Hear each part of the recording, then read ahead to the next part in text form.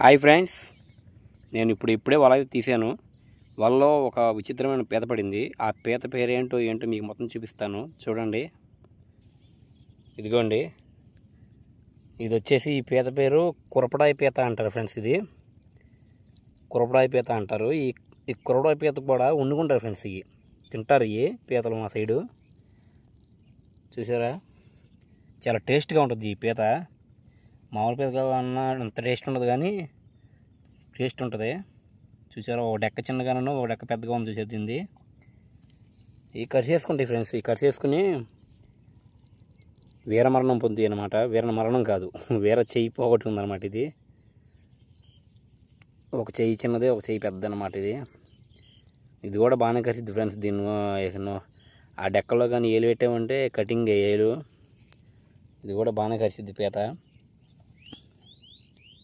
చూసారా ఫ్రెండ్స్, దగ్గరగా చూపిస్తాను చూడండి. ఇదిగోండి ఫ్రెండ్స్.